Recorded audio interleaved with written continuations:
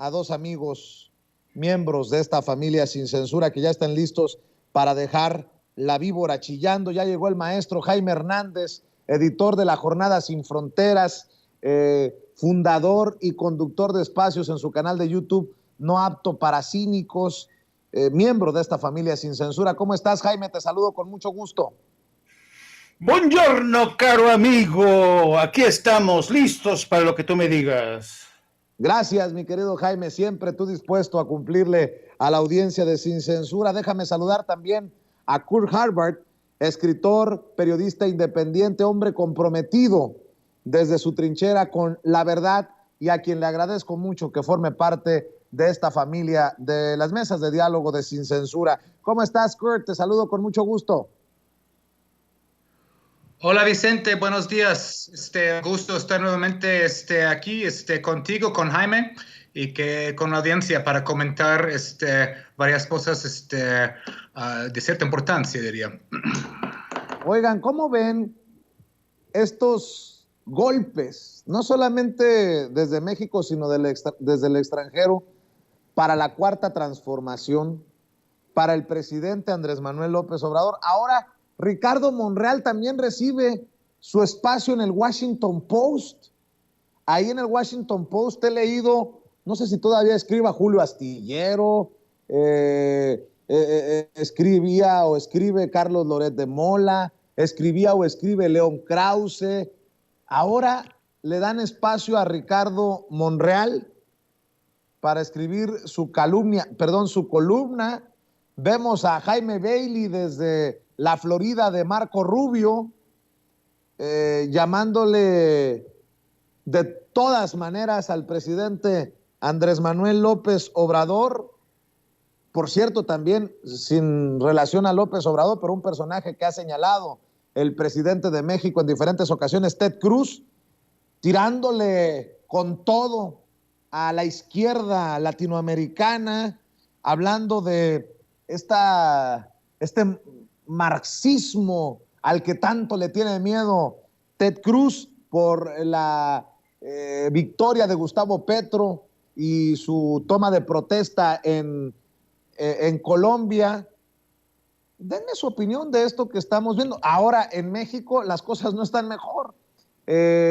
Mencionaba hace rato a Beatriz Pajés, que dice que López Obrador quiere destruir a la Iglesia Católica.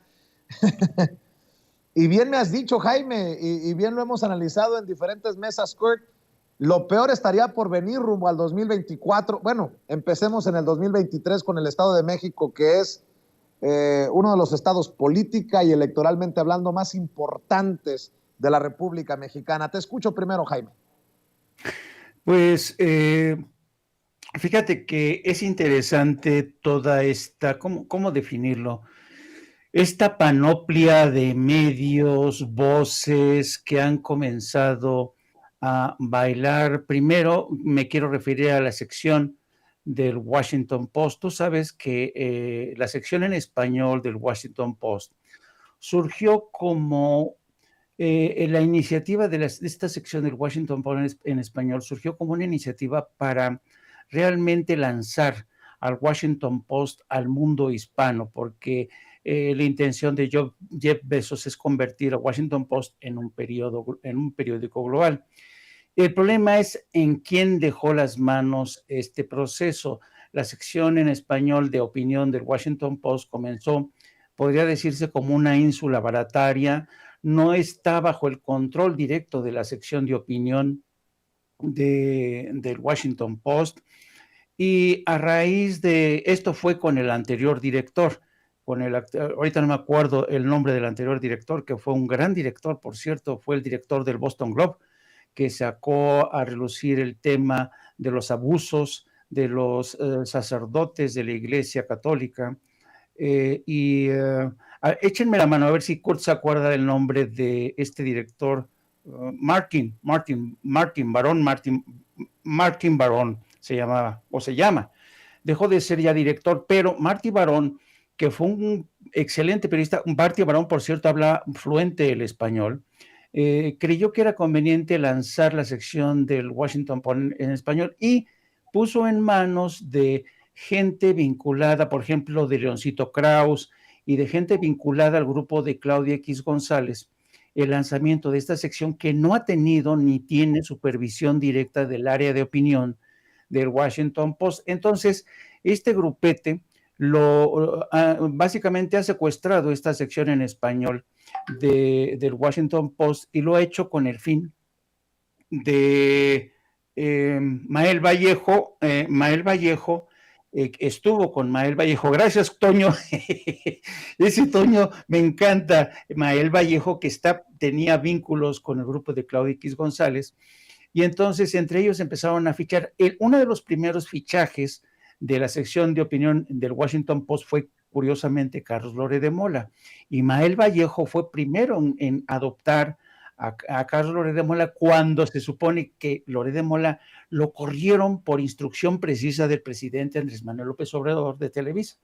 Ya sabes, ¿te acuerdas de esa frase que dijo Loret de Mola? No, me están persiguiendo, soy un perseguido político. Entonces le dice Mael Vallejo, vente con nosotros a la sección en español de Washington Post. Y la estrategia de Mael Vallejo es ir mezclando manzanas podridas con manzanas sanas, es decir, mete a Loret de Mola, pero invita a otros colaboradores que no están quemados como Loret de Mola, y este es un proceso le han lavado la cara, entre otros, a Loret de Mola en el Washington Post. Bueno, y ahora vemos cómo Ricardo Monreal, que es un viejo zorro, se ha colado en este gallinero y con la intención de decir que Morena ya no es lo que era, porque desde que se salió el presidente todo es un desmadre. Entonces, ahí te das cuenta de cómo alguien ya tiene secuestrada desde hace tiempo esta sección. Hacen como que invitan a periodistas honestos, pero los mezclan con otros personajes impresentables, ¿no? Bueno, pero esto han convertido esta especie de chiringuito, de puesto callejero de la opinión, de la sección de opinión en español del Washington Post, una especie de francotiradores que están, porque si tú revisas el historial, los que más publican, Loret de Mola, León Krauss, y ahora está debutando el señor Ricardo Monreal. Bueno, pero también esto tiene que ver con una percepción que hay desde Estados Unidos sobre la realidad de América Latina en general y de México en particular. Estaba revisando la intervención de Ted Cruz a propósito de la asunción al poder de Gustavo Petro, y es fascinante, ¿no? Es como revivir, ¿sabes?, la época del macartismo, ¿no? Cuando Estados Unidos iba de todo aquel y de todo aquello que sonara comunista, socialista, la época de las listas negras, y Ted Cruz se ha apalancado ahí en momentos en que el Partido Republicano se está corriendo cada vez más a la extrema derecha, incluso con una nueva forma de neofascismo, ¿no? Entonces, es fascinante porque cuando escuchas tú a Ted Cruz hablando contra la amenaza de una América Latina que se está orientando más hacia el socialismo y el comunismo, por cierto, unas etiquetas que han perdido su razón de ser. Ya no puedes hablar de socialismo y comunismo como se hablaba en la década de los 50, 60 en Estados Unidos. Pero bueno, el caso es que estaba yo reflexionando mientras escuchaba a Ted Cruz, que mientras Ted Cruz lanza su perorata para advertir contra la amenaza que encabeza, por cierto, Andrés Manuel López Obrador, de todos estos grupos de izquierda, que ahora a las que se suma Gustavo Petro y se va a sumar muy posiblemente Lula en Brasil, esta locución, esta perorata de Ted Cruz se produce, querido Vicente, querido Kurt, a solo una semana de que en la Casa Blanca el presidente Joe Biden tuviera un encuentro en privado con algunos historiadores, con algunos intelectuales, y en esta reunión en la Casa Blanca, el presidente porque es un hábito que ya ha adoptado la Casa Blanca de llamar a consultas a historiadores, intelectuales, librepensadores, para que de alguna manera vayan coachando, que le den su opinión al presidente y el presidente toma nota y decide en consecuencia. Bueno, en esa reunión de apenas la semana pasada, este grupo de historiadores le advirtió al presidente Biden de dos problemas muy graves. Uno, la división tremenda, la polarización tremenda que se está viviendo en Estados Unidos y que se parece mucho al periodo de la guerra civil, el momento digamos, el prolegómeno de lo que fue la primera guerra civil con Lincoln, ¿se acuerdan? Bueno, y si el país está tan dividido que nos encontramos en una situación muy parecida a la que pasó con Lincoln. Cosa interesante, ¿no? Mientras acá Ted Cruz habla del peligro del comunismo, en la Casa Blanca los historiadores que tienen una visión de más largo aliento dicen, presidente, tenemos un problema serio de división en casa, tenemos que resolverlo de una manera. Y un segundo problema, no menos preocupante, es que esta nueva corriente neofascista está creciendo cada vez más. Tomó impulso con Donald Trump, pero ahora es cada más evidente porque esta nueva corriente neofascista se ha hecho con el control o parte del control del Partido Republicano. Esa es otra de las grandes amenazas que está enfrentando Estados Unidos, la democracia de Estados Unidos, y es un periodo muy similar de la década de los 40, cuando estaba Franklin Delano Roosevelt, y en aquel momento había un coqueteo impresionante en Europa, ¿se acuerdan? En la década de los 40, con el fascismo en Europa, Hitler, Mussolini, Franco. Entonces le están diciendo al presidente, tenemos dos grandes amenazas, el neofascismo, uno de cuyos rostros lo vemos encarnándose en Ted Cruz, y la división interna, que estamos prácticamente a la orilla de un abismo de división. Yo no sé, tenemos que resolver esto lo más pronto posible. Entonces, se me hace realmente irónico que en ese contexto realmente de alta volatilidad social y política en Estados Unidos, Ted Cruz quiera dar lecciones a América Latina, cuando América Latina y México por fin se han dado cuenta que el modelo neoliberal ha fracasado, que América Latina y México ya no pueden con más revueltas, con más protestas sociales. Hay que acordarnos que antes de la pandemia, queridos amigos, las revueltas de protestas en toda América Latina, en gran parte de América Latina, se habían convertido en la escena de todos los días. Cuando viene la pandemia, se sofocaron, pero es este reclamo de la sociedad que ya no aguanta tener en el cogote la bota del neoliberalismo, fue lo que provocó, entre otras cosas, la victoria de Andrés Manuel López Obrador. Así es que yo creo que lo que hemos visto en el acto de Ted Cruz es primero que demuestra hasta qué punto algunos políticos en Estados Unidos están completamente desinformados, uno, y dos, y te refleja también el carácter, yo digo, a lo mejor me equivoco, pero yo creo autista de una nación como Estados Unidos, queridos amigos. Pues, ¿qué te parece si antes de escuchar las opiniones de Kurt Harvard, veamos lo que dijo precisamente en el Senado de Estados Unidos el ultraconservador senador de Texas, Ted Cruz, quien en algún momento incluso aspiró a la candidatura republicana a la presidencia de aquel país? We don't support Marxists in Latin America, and any leftist leader who chooses socialism will be held accountable by the United States. Already, 9 governments across South America, Central America, and the Caribbean are controlled by socialists. All of these governments, with only one exception, are also overtly and ideologically anti-American. Colombia will become the 10th government in the region controlled by the hard left when the country's new president, Gustavo Petro, will take office. Bueno, pues ahí están las declaraciones de Ted Cruz hablando de una línea antiimperialista de Latinoamérica, y creo que no se equivoca Ted Cruz en eso, pero echándole leña al fuego a esta narrativa de la izquierda contra la derecha, de Estados Unidos contra los rebeldes revolucionarios que quieren quemar llantas y tirar piedras desde la izquierda en América Latina. Kurt, tus opiniones después de decir que también he encontrado que a esta campañita contra el gobierno del presidente Andrés Manuel López Obrador desde el extranjero podemos sumar ya al New York Times, ayer nos lo decía Jaime Hernández, y Jorge Ramos, el conductor estrella de Univisión, el reconocido como uno de los personajes con más influencia en los medios de comunicación en español.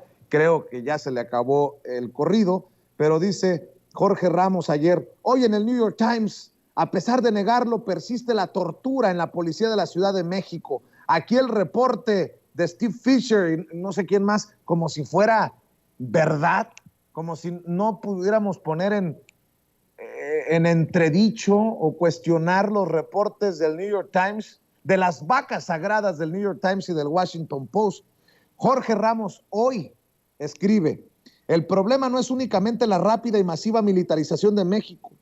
El punto es que esa militarización ni siquiera ha dado resultados contra el crimen y los cárteles. El gobierno de López Obrador está a punto de convertirse en el más violento de la historia moderna.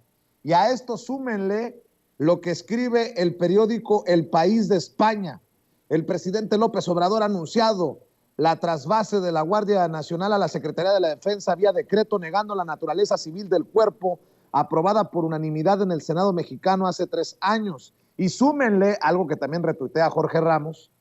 Amnistía Internacional dice, lamentamos la declaración hecha por el presidente López Obrador sobre el acuerdo para que la Guardia Nacional dependa de la Sedena, atentando contra las facultades constitucionales del Poder Legislativo y perpetuando el enfoque de militarizar la seguridad pública. Espero no ser yo el exagerado Kurt Harvard, pero todo esto, yo nada más pregunto, pues ¿cuánto cuesta? Ha de ser una campaña muy, muy costosa y ni siquiera en pesos, en dólares, mi querido Kurt.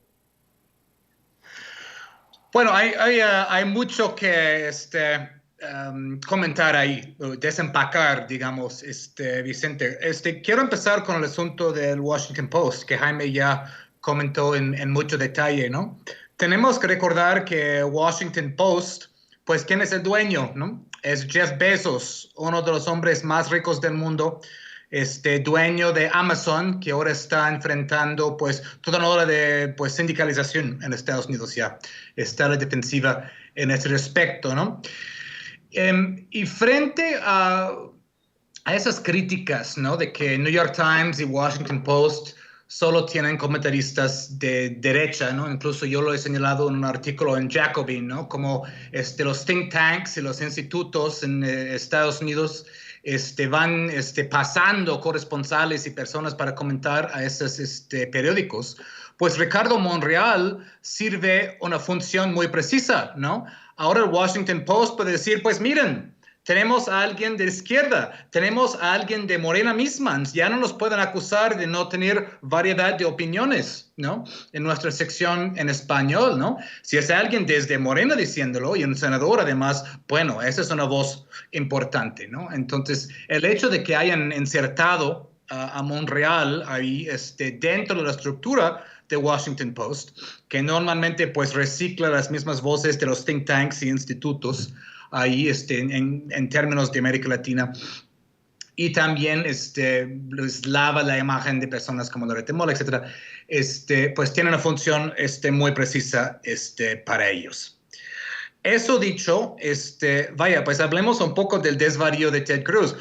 Pues esto me da mucho gusto verlo, ¿no? No por lo que haya dicho Cruz, que son disparates en el sentido mayor, sino que para mí refleja cierta impotencia, ¿no?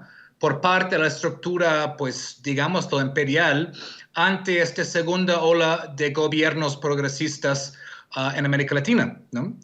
Recordemos, la segunda ola, lo que está pasando ahorita en América Latina, no son las mismas circunstancias que vimos en la primera ola de la Marea Rosa en los 2000, ¿no?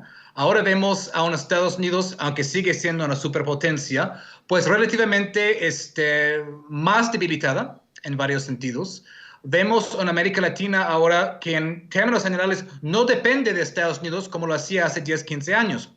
Ahora, con excepción de México y 2 o 3 más países, el socio de comercio más grande para esos países es China, por bien o por mal, ¿no?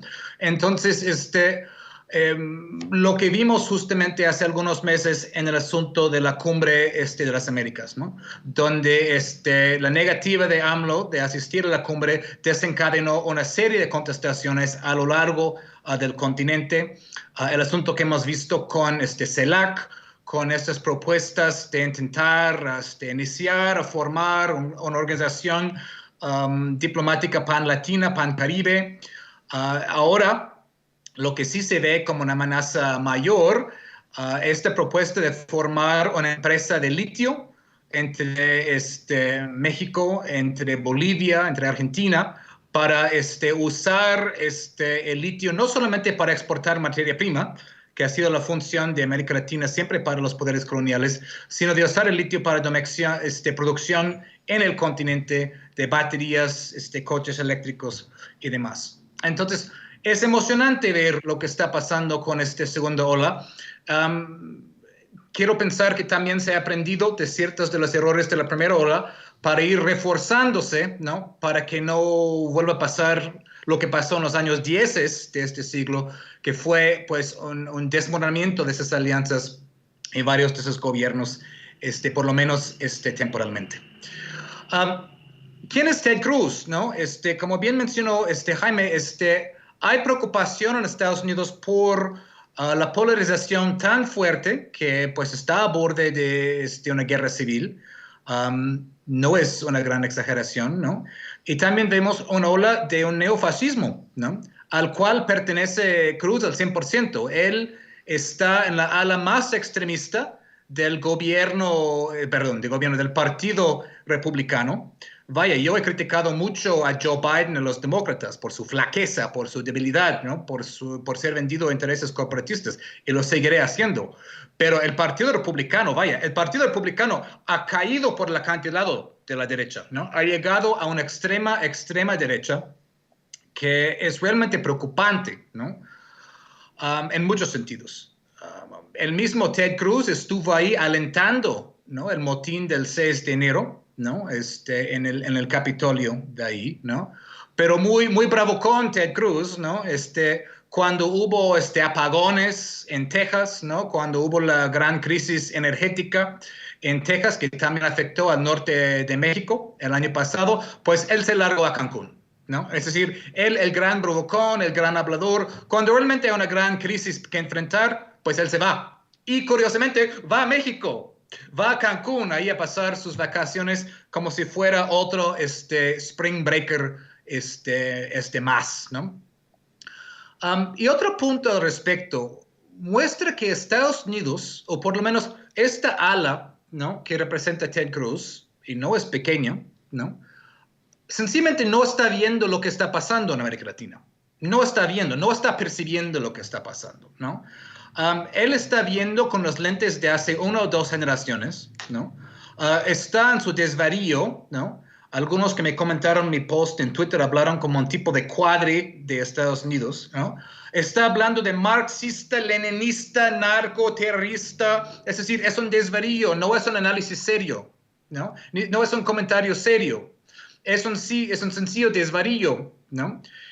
Intenta juntar todo lo que está pasando en el continente, que son dinámicas muy pues, diferentes y variadas entre sí. Cada país tiene su dinámica en particular, ¿no? Es decir, nada más, todo junto, ¿no? A raíz de lo que está pasando con la toma de posesión de Petro en Colombia, como un marxismo, leninismo, narco, es decir, cualquier etiqueta, nada más intenta poner en la misma sopa. Y todos son antiestadounidenses. De hecho, no todos en América Latina son antiestadounidenses. Están ante esta actitud de Ted Cruz, ¿no? No están en contra de Estados Unidos necesariamente, están en contra de esta actitud imperialista, arrogante, ignorante, desinformada de Ted Cruz, ¿no? Que obviamente muestra un desconocimiento total de lo que está pasando en un gran continente, ¿no? Con muchas dinámicas, muchas fuerzas, ¿no? Y muchas cosas en juego ahí. Y luego llega a su gran amenaza, ¿no? Está ahí con casi el puño sobre el podio. Cualquier persona que escoja el socialismo tendrá que rendir cuentas a Estados Unidos. No importa que sea un gobierno democrático, no importa que represente la voluntad popular, no importa que en muchos casos es una reacción a agresiones cometidas por Estados Unidos en el pasado. Veamos el caso de Colombia, ¿no? El Plan Colombia, ¿no? Que desplegó Estados Unidos en Colombia, autorizado por, con la autoría, más bien, de Joe Biden, senador en su momento. Joe Biden era uno de los autores del Plan Colombia. La militarización ahí, poner bases de Estados Unidos en todas partes, el desplazamiento de millones de personas, la desaparición de personas, los abusos de sucesivos presidentes que estuvieron en el bolsillo de Estados Unidos. Es decir, esa parte no cuenta. Esa parte no cuenta. Lo único que cuenta es que hayan escogido socialismo, ¿no?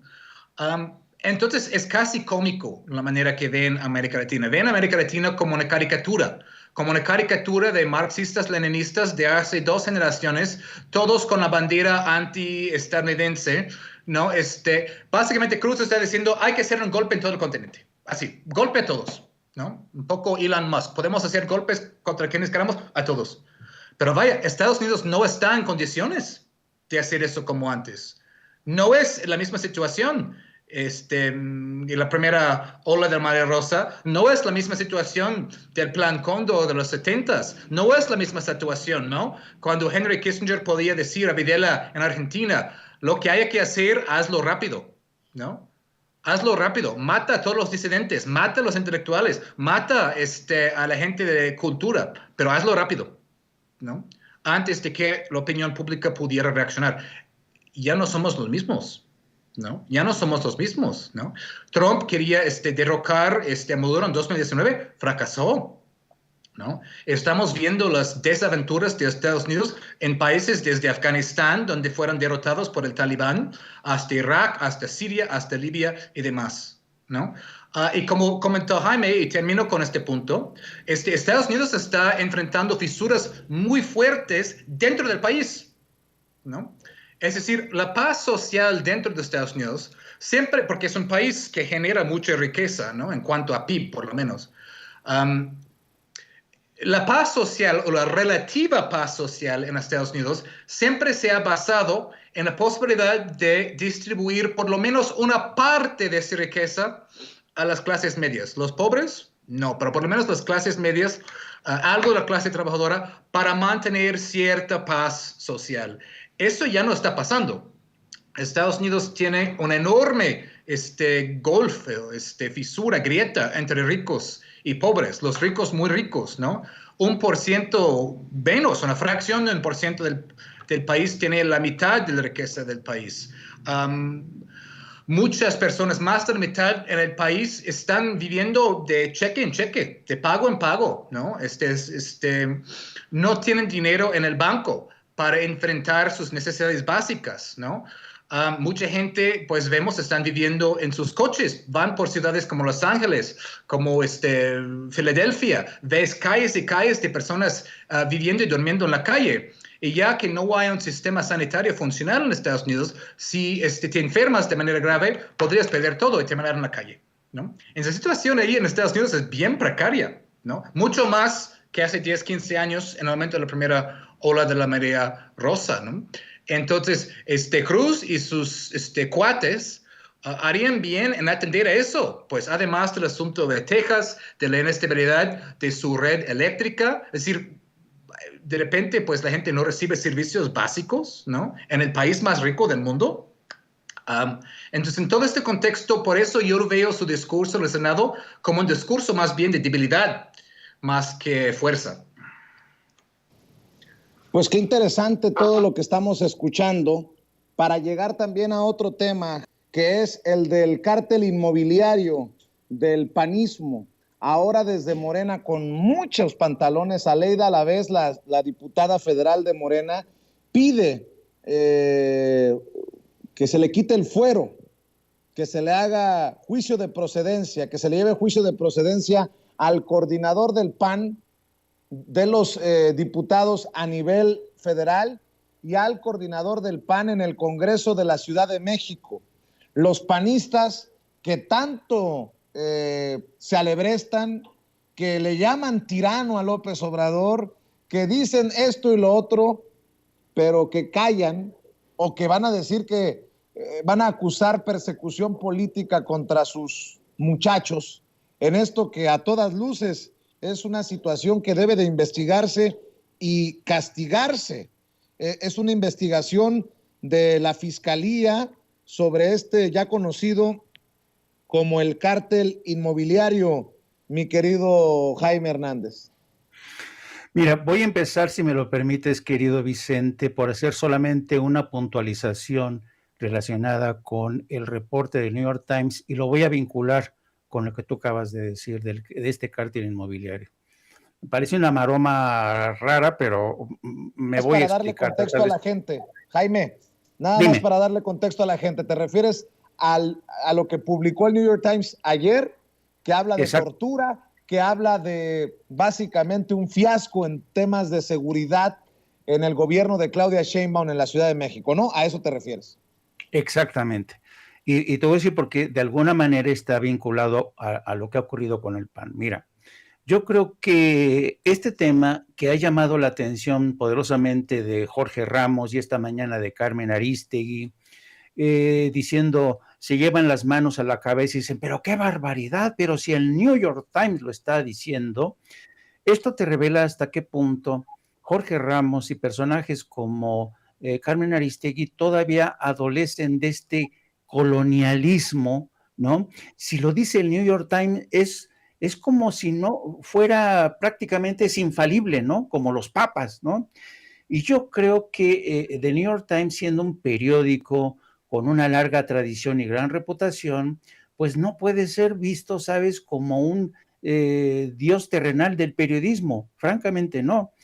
Y no quiero criticar a todo el periódico, sino a este trabajo que publican la corresponsal del New York Times en la Ciudad de México y un colaborador. Bueno, mi crítica al artículo es, uno, cuando uno hace como reportero lo que se conoce como un gran angular, es decir, te concentras solamente sobre un tema muy acotado y específico, que es lo que quiso hacer el New York Times, y quiso hacer un gran angular sobre lo que es el tema de la tortura, violación de derechos humanos en el seno de la policía capitalina. Algo que no quiero rebatir, no lo voy a rebatir, porque sabemos que la limpieza de la policía capitalina es un proceso largo. Nadie va a negar que hay manzanas podridas en el seno de la policía capitalina, pero está en proceso justamente de erradicarlos. Pero donde voy es a lo siguiente, querido Vicente. Si revisas tú el artículo, yo lo revisé cuidadosamente, te das cuenta que en ningún momento hay ni un solo párrafo, y hubiera bastado un solo párrafo para decir, bueno, ok, siguen estas torturas, pero en abril pasado, la propia jefa de gobierno y el jefe de la policía, Omar Harfuch, dieron a conocer por primera vez cifras que hablan de un abatimiento espectacular de lo que son homicidios y el robo de automóviles, que son francamente cifras muy alentadoras. ¿Que ya se resolvió todo? No, pero van por buen camino. Pero lo que hace, primero, no menciona para nada absolutamente los resultados finales, que es los que cuentan en términos de seguridad ciudadana para todos nosotros. Pero otra cosa que hace, y te lo voy a leer porque a mí se me hace francamente grave, porque lo que sugiere este reportaje es que con el fin de mejorar su posición de cara a las presidenciales del 2024, lo que está haciendo Claudia Sheinbaum y toda la gente responsable de la policía capitalina es, no importa cuál sea el método, torturen, siembren droga con inocentes, hagan todo lo posible con tal de que bajemos, es decir, se vale todo con tal de que la posición de Claudia quede estupendamente posicionada de cada 2024. Es una sugerencia muy grave del New York Times, sugerir que Claudia Sheinbaum acepta esta estrategia de no importa, hay que torcer brazos, hay que torturar con el fin de llegar al objetivo último, que es desaparecer estas violencias, estas cuadrillas de malandros que venden droga.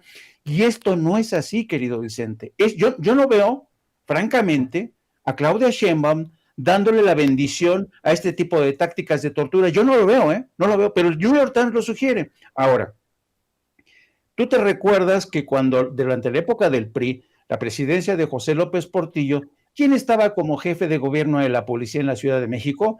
El Negro Durazo. El Negro Durazo lo que hacía no solamente era torturar, desaparecía, asesinaba a los malandros, a los que asaltaban casas, a los que robaban, los capturaba, porque los conocía a todos. Él mismo era un malandro. Entonces, él los desaparecía. Ya la gente no se acuerda de esa época, que fue una época terrible bajo la presidencia de López Portillo. Había mucha tranquilidad en la Ciudad de México, sí, pero había tremenda matazón de delincuentes. Eso ya no se hace. Y también hay otro factor interesante, que ahora cualquiera puede presentar una denuncia ante la Comisión Nacional de Derechos Humanos, algo que antes no se hacía. Entonces, a lo que voy es a lo siguiente para vincularlo con el tema del PAN. Casi siempre la gente del PAN y del PRI se remiten a este presente calamitoso, ¿no? No, el presidente lo está haciendo todo mal en materia de seguridad. Vean ustedes, torturan aquí en la Ciudad de México, lo dice el New York Times, ¿no? Pero no se detienen en el pasado, en los asesinatos que patrocinaba el PRI en la Ciudad de México o que le daba su bendición, y ahora este cártel inmobiliario.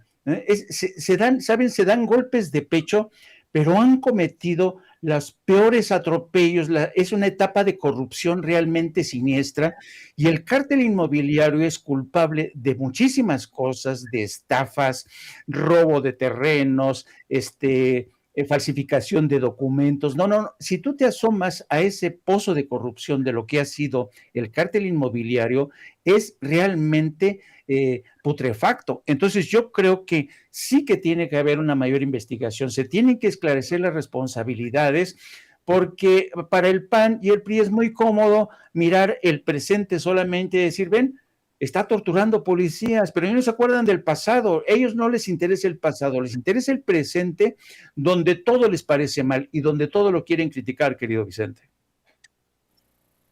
Pues qué interesante que lo estás planteando, porque no hay coincidencias, tampoco en el periodismo hay coincidencias. Qué casualidad que buscan este golpe desde el New York Times contra la autoridad en el gobierno de Claudia Sheinbaum, que es el gobierno, es la autoridad, al fin y al cabo, la fiscalía, la que estaría yendo contra estos del cártel inmobiliario, del que forman parte estos panistas. Kurt, tus opiniones. Sí, Vicente, vaya, el New York Times tiene su gran historial con cosas así, y estoy muy de acuerdo con eso de que ese tipo de arrodillarse frente al New York Times, sí, efectivamente es una actitud colonial, ¿no? Justo cuando muchas personas hacen críticas muy acertadas, ¿no? Acerca de la manera en que los Estados, New York Times distorsionan notas, sobre todo en cuanto a seguridad. Ahorita mismo en Estados Unidos, ¿no? El New York Times, entre otros medios, pero New York Times, está muy a favor de esos asuntos de seguridad y aumentar números de policías, ¿no? Y todo eso. Y siempre usan el marco de que más policías y todo eso va a crear automáticamente mayor seguridad, cuando sabemos muy bien lo que ha hecho las policías en muchas ciudades de Estados Unidos, ¿no? Y han sido criticados muy puntualmente por distorsionar temas en y otros ahí. Entonces, no sé de dónde viene la idea que New York Times haga periodismo ahí objetivo y limpio. No lo hace y nunca lo ha hecho, ¿no? Siempre hay un interés atrás. Esto a mí me parece este artículo como el primer salvo ahí de la guerra contra Sheinbaum, que solo va a aumentar de aquí a 2024, porque es una de las candidatas más fuertes de Morena y además una de las candidatas más progresistas, ¿no? Entonces, eso nunca va a ser del agrado del New York Times ni nada del periodismo de establishment de ahí. Además, este tipo de notas, pues, sirve una función para el público, ¿no? Sirve esta función de, pues, alimentar la imagen entre el público estadounidense que México es un caos, en México salvaje, ¿no? Le encantan jugar este juego del México salvaje, ¿no? Entre la lectoría de los periódicos, ¿no? Acerca de México bárbaro, ¿no? La América Latina bárbara, ¿no? Etcétera, etcétera, etcétera, ¿no? Vaya, que sigue habiendo corrupción, abusos entre la policía capitalina, no me sorprende. No me sorprende. Es decir, es un asunto ahí con las corporaciones policíacas a varios niveles, ¿no? Justamente por eso, pues, hubo esta idea de recurrirse a la Guardia Nacional, ¿no? Que hay que seguir el debate de eso, pero no con las opiniones de los que en su momento no estuvieron reportando todos los abusos de gobiernos pasados en este respecto, ¿no? Hay una selectividad ahí en eso, ¿no? En cuanto al asunto mobiliario, yo lo veo eso bastante preocupante. El dato que más me llamó la atención de eso, y vaya, hay que siempre precisar que todos son inocentes hasta que se encuentran culpables, ¿no? No estamos adelantándonos, perdón, a los juicios correspondientes, ¿no? Pero si es cierto, estamos hablando de una situación muy conocida, ¿no? De corrupción, amiguismos en términos de bienes raíces entre gobiernos, ¿no? Como el panismo ahí antes, ¿no? En esta delegación, en esta alcaldía, perdón, con intereses inmobiliarios, de construcción, de constructoras, ¿no? Algo parecido a lo que vimos con Alito, ¿no? Y es escalofriante pensar que este edificio en cuestión colapsó 9 meses después de inaugurado, ¿no? En una de las ciudades que tiene el mayor grado de sismicidad en el mundo, ¿no? Es decir, ese tipo de corrupción mata. La corrupción mata, ¿no? Enriquece a algunos, ¿no? Que históricamente han salido ilesos y impunes de eso, pero mata. Es decir, crea estructuras inestables, crea una situación donde la gente está viviendo y trabajando en edificios que no están seguros. Y esto es escalofriante. Eso es realmente algo muy, muy grave, muy serio, ¿no? Y vemos, ¿no? una derecha podrida hasta la médula. Y mucha de esta corrupción ha ido por medio de constructoras y bienes raíces. Esto ha sido siempre, siempre, siempre la fuente de corrupción y riquezas ilícitas. Vimos el caso incluso de, otra vez, el presunto caso de Ricardo Anaya con sus transacciones de bienes raíces, ¿no? Es casi imposible no encontrar un político del PAN y el PRI que no hayan tenido transacciones en cuanto a bienes raíces, lotes, estructuras, constructoras, y eso es algo que hay que investigar y limpiar a fondo, ¿no? Así es. Querido Kurt Harvard, ¿por qué no dejamos aquí la mesa de diálogo, invitando a la gente para que te apoye en tus espacios, en tus redes, en tus esfuerzos, que no necesariamente tienen que ser todos periodísticos, y me refiero a los editoriales. Estamos intentando que amor con amor se pague, Kurt. Muchas gracias, Vicente. Me pueden encontrar en Twitter, @KurtHackpath, ahí mi nombre completo. También tengo una columna mensual en la revista Sentido Común.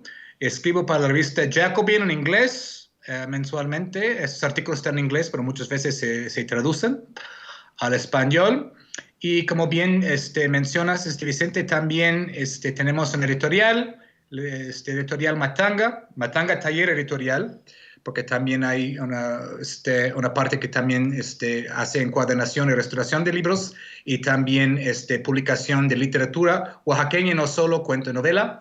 Ahí estamos en Instagram y en Facebook, Matanga Taller Editorial, con pues esto de recordatorio de apoyar a las editoriales independientes frente a las multinacionales, y que cualquier proyecto político de izquierda también tiene que tener vínculos frescos y constantes con la cultura. Entonces, con eso pues me despido. Te agradezco mucho, Kurt, por llegar a la cita con la audiencia de Sin Censura. Maestro Jaime Hernández, tú también ya te preparas para salir al ruedo en No Apto para Cínicos. Hay que invitar a la gente para que se siga sumando a tus esfuerzos. Gracias, Vicente. Un saludo a Kurt, también le mando un abrazo. Muchas gracias, querido Vicente. Pues sí, los invito que dentro ya de casi hora y media vamos a estar al aire en No Apto para Cínicos. Arrancamos a las 14 horas. Hoy vamos a abundar también en este tema de esta visión tan aldeana y pueblerina que muchos tienen en México acerca del New York Times, y esta crítica realmente tan destemplada, tan injusta, o tan grosera contra la jefa de gobierno. También vamos a hablar de cómo Estados Unidos está copiando la misma estrategia de México para reducir el precio de los combustibles, algo muy interesante. También les pido que me sigan a través de nuestras redes sociales, @Jaime Journo, y también a través de la sección de la Jornada Sin Fronteras, donde hoy llevamos un reportaje muy interesante sobre el esclavismo en el campo mexicano. Algunas empresas de Estados Unidos han encontrado que es mucho más fácil alquilar terrenos para cultivar, y tienen a los jornaleros, a los campesinos, básicamente en un régimen de semiesclavitud. Así es que muchas gracias, don Vicente, y nos vemos más tarde. Claro que sí, les mando un abrazo. Gracias, Kurt Harvard. Gracias, Jaime. Los abrazo a la distancia y nos vemos en la próxima mesa de diálogo, o más al rato en el caso del querido Jaime Hernández en Sin Censura Nocturno.